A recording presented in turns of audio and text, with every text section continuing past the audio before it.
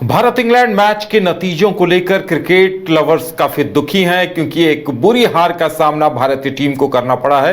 रोहित शर्मा का शतक भी बेकार चला गया और कोहली भी जीत नहीं दिला पाया और इस वजह से भारत ने यह सीरीज 2-1 से गंवा दी है। अब इसके मायने क्या कुछ हैं, आखिर कहां चूक हुई कि इतनी बड़ी हार हुई, तमाम चीजों पर चर्चा करेंगे। हमारे साथ हमारे वरिष्ठ सहयोगी राकेश रंजन जी हैं। राकेश जी, जिस तरह से तीसरे मैच को लेकर भारतीयों ने उम्मीद लगा रखी थी कि भारतीय टीम बेहतर प्रदर्शन करेगी, जीत हासिल करेगी, लेकिन मुकाबला तो रोमांचक हुआ, प्रदर्शन भी बल्लेबाजों ने अच्छा किया, लेकिन इसके बावजूद जीत नहीं मिल पाई।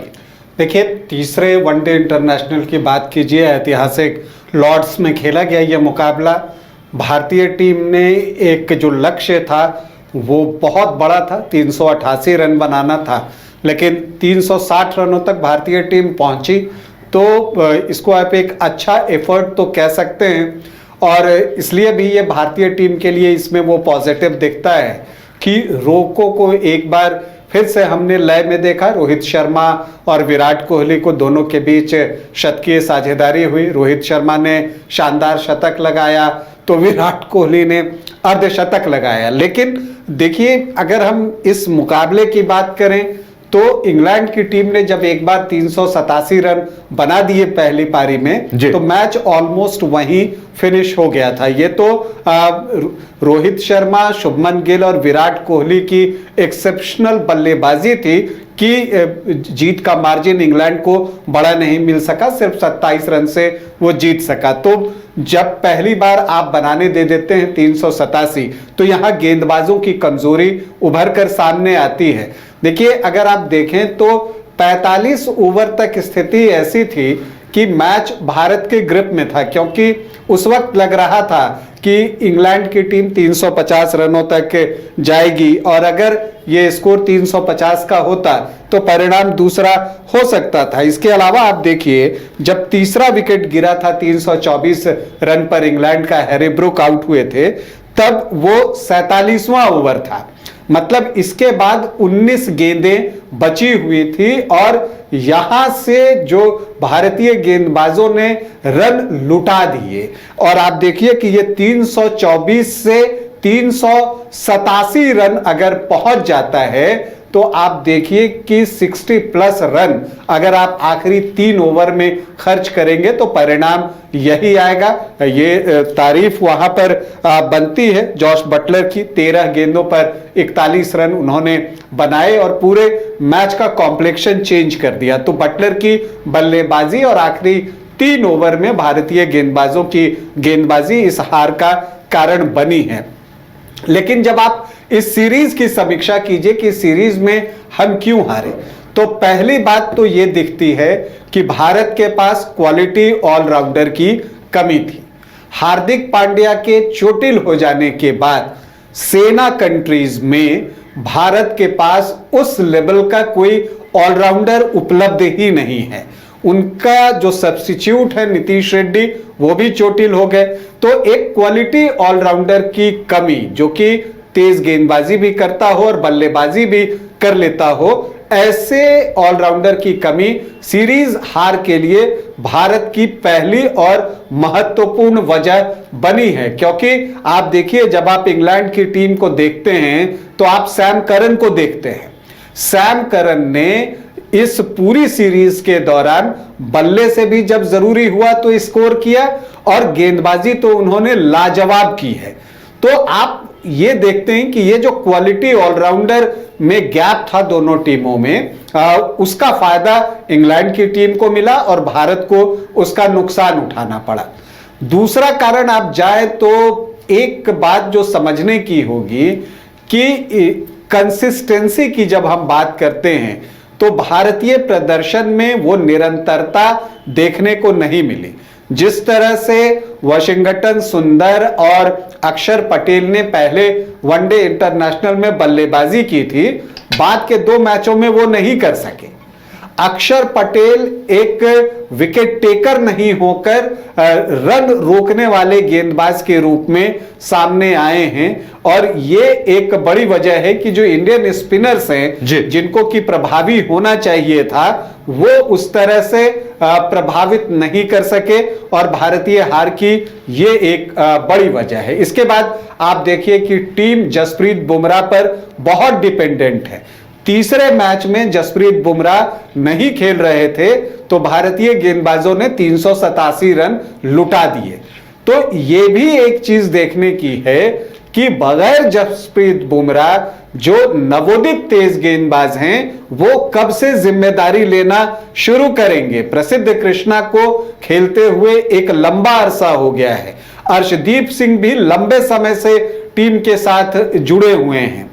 तो अब वो रिस्पॉन्सिबिलिटी इनको लेनी चाहिए, तो वो रिस्पॉन्सिबिलिटी लेने में नाकाम रहे हैं ये भारत के युवा तेज गेंदबाज। ये बात भी यहां पर दिखती है। तो भारतीय हार की एक बड़ी वजह यह भी दिख रही है कि जो क्वालिटी फास्ट बॉलिंग है बुमराह को छोड़कर आप देखें तो वो क्वालिटी फास्ट बॉलिंग दिखती नहीं है। वो पैचेस में बॉलिंग करते हैं। या तो आपको कभी लगेगा कि बहुत अच्छी गेंदबाजी कर रहे हैं, लेकिन जो मैंने कंसिस्टेंसी वाली बात की ना, वो कंसिस्टेंसी इन तेज गेंदबाजों में भी नहीं है। चौथी वजह आप देखिए तो जो पावर प्ले में गेंदबाजी होता है और जो डेथ ओवर में गेंदबाजी होती है, अगर आप यहां पर बेटर नहीं करेंगे तो फिर आपको परेशानी होगी और भारतीय टीम जो है यहां पर जो है चूक जाती है। ये हम बार बार देख रहे हैं। और मिडिल ओवर्स में गेंदबाजों के अंदर जो एक विकेट टेकिंग एबिलिटी होनी चाहिए वो एबिलिटी भी दिखी नहीं। अगर लॉर्ड्स में तीसरे वनडे की बात करें तो जिस तरह से जैकब बेथल ने, जो कि एक पार्ट टाइम स्पिनर हैं, उन्होंने गेंदबाजी की, वो देखकर आश्चर्य हुआ कि टीम मैनेजमेंट ने टीम में 4 तेज गेंदबाज क्यों रखे। कुलदीप यादव बेंच गर्म करके वापस भारत आ रहे हैं, उनको क्यों अवसर नहीं दिया गया यह समझ से परे है। क्योंकि देखिए कुलदीप आपको महंगे साबित हो सकते हैं तो यहां सस्ते कौन साबित हो रहे हैं। देखिए गुरनूर बरार का बॉलिंग एनालिसिस आप देख लीजिए, 95 से ज्यादा रन उन्होंने, लगभग 100 रन के आसपास उन्होंने खर्च किए। अर्शदीप सिंह को रन पड़े हैं, प्रसिद्ध कृष्णा को रन पड़े हैं, तो किफायती तो कोई भी नहीं है। तो ऐसी परिस्थिति में आपको कुलदीप के साथ चांस लेना चाहिए था कम से कम इस निर्णायक मैच में जो डिसाइडर था। तो यहां पर भी एक और कमजोरी जो 5वीं वजह है कि सही प्लेइंग 11 चुन पाने में जो है वो टीम मैनेजमेंट सफल नहीं रहा। और एक और जो सबसे बड़ी वजह है वो है खिलाड़ियों का चोटिल होना। और उदय, ये वास्तव में चिंता की बात है। आप देखिए टीम अनाउंस होता है, फिटनेस की बात आती है, हार्दिक पांड्या अनफिट हो जाते हैं। हार्दिक पांड्या की जगह नीतीश रेड्डी को चुना जाता है, नीतीश रेड्डी अनफिट हो जाते हैं। फिर हर्षित राणा को टीम में जगह दी जाती है, वो T20 इंटरनेशनल खेल रहे होते हैं, फिर आपको हर्षित राणा चोटिल हो जाते हैं। तो कितने प्लेयर चोटिल होंगे। आखिर में दूसरे वनडे इंटरनेशनल के दौरान वाशिंगटन सुंदर चोटिल हो जाते हैं। तो क्यों हो रहे हैं इतने खिलाड़ी चोटिल। एनसीए में क्या कुछ हो रहा है यह समझने की जरूरत है। क्या खिलाड़ी पूरी तरह से फिट हुए बगैर ही टीम को ज्वाइन कर ले रहे हैं। क्योंकि देखिए ये चिंता शुभमन गिल ने भी जताई है कि अगर आप 1 मैच 2 मैच खेलते हैं और तुरंत चोटिल हो जाते हैं तो टीम मैनेजमेंट की भी तो परेशानी समझिए। वो एक स्ट्रैटेजी बनाता है एक सर्टेन टीम के साथ। अब जब उसमें से एक खिलाड़ी चोटिल होता है तो वो प्लान 2 पे जाता है। जब वहां पर वो एक टीम बनाता है तो फिर वो खिलाड़ी चोटिल हो जाता है। आप प्लान 3 प्लान 4 बनाते रहिए, आपको परेशानी होगी। तो इसीलिए मुझे लगता है कि फिटनेस पर काम किए जाने की जरूरत है। लेकिन अंत में ये जरूर कहूंगा कि रोहित शर्मा के रिटायरमेंट की बहुत सारी खबरें थी, लेकिन उन्होंने दिखाया कि अभी भी वो टीम की जरूरत है। लेकिन उनको भी फिटनेस पर और काम करते रहना होगा। देखिए अक्सर हम देख रहे हैं कि क्रैम्प्स भारतीय खिलाड़ियों को ज्यादा आ रहे हैं। अगर ये हाल रहा तो आप समझिए वर्ल्ड कप में अगर आप फाइनल तक जाते हैं, जो कि 2027 में होने वाला है, तो 11 मैच आपको खेलने पड़ेंगे। तो वैसी परिस्थिति में क्या खिलाड़ी 11 मैच खेलने के लिए फिजिकली तैयार हैं? ये एक बड़ा सवाल है, क्योंकि आप वर्ल्ड कप की तैयारी में लगे हैं। इसलिए यह सवाल मेरे मन में आया कि फिटनेस एक भारतीय टीम की बड़ी समस्या बन गई है। हर दूसरे तीसरे मैच में खिलाड़ी चोटिल होकर बाहर हो जा रहे हैं। मैंने एक नाम तो छोड़ दिया, जसप्रीत बुमराह भी आखिरी वनडे में इसलिए नहीं खेले क्योंकि वो फिट नहीं थे, उनको भी निगल था। तो अगर ये स्थिति रही तो फिर आप वर्ल्ड कप में कैसे जाएंगे? ये अभी भारतीय क्रिकेट के जो नीति निर्धारक हैं उनके लिए सोचने का समय है। वैसे एक बात यह भी है कि नुक्ताचीनी तब ज्यादा होती है जब आप हार जाते हैं। तो अभी भारतीय टीम हारी है तो ये सारी कमियां उजागर हुई हैं। हालांकि ये कमियां कोई नई नहीं है, ये कमियां पिछले कुछ समय से रेगुलर चली आ रही हैं, ये फिटनेस वाली। लेकिन जब हम जीत रहे होते हैं तो उस समय हम कहते हैं कि भारत इतनी मजबूत टीम बना सकता है कि वो 2 टीम बना लेगा, 3 टीम बना लेगा। लेकिन जब आप हकीकत की जमीन पर उतरते हैं तो आपको पता चलता है कि जो खिलाड़ी महत्वपूर्ण है वो महत्वपूर्ण है और वो आपके प्लेइंग 11 में होना ही चाहिए अगर आपको बड़ी जीत चाहिए। तो देखिए मैं फिर से कहूंगा कि हार्दिक पांड्या का फिट होना भारतीय टीम के लिए बेहद जरूरी है।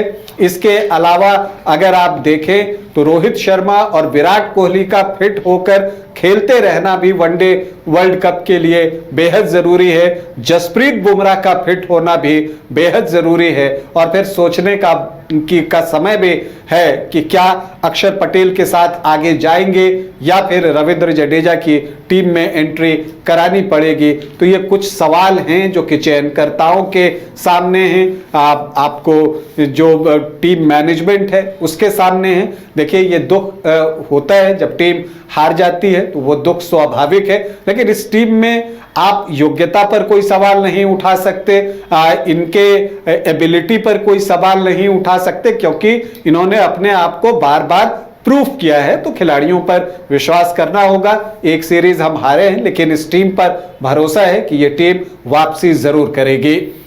चलिए, तो ये टीम वापसी जरूर करेगी, क्योंकि एक मैच हारने से टीम पर सवाल नहीं उठ सकते। अब देखने वाली बात यह होगी कि टीम इंडिया इस हार को लेकर खुद को कब तक तैयार करती है और इस हार की गलतियों से सबक क्या कुछ सीखती है। घर रहने का मकान भर नहीं, ये खुशियों की तिजोरी है। दरवाजे पर दस्तक देता पड़ोस, खिड़कियों से उमड़ आता आसमां, तारों में उलझी ऐसी ना जाने कितनी दास्तां। कहती हैं चले डायमंड सिटी, एक सफर हम सफर के साथ अपने घर तक। Diamond city, life long bonding, 500 से ज्यादा खुशहाल डायमंड परिवार। जल्दी करें, सिर्फ 200 फ्लैट बाकी। आज ही बुक करें अपना आशियाना।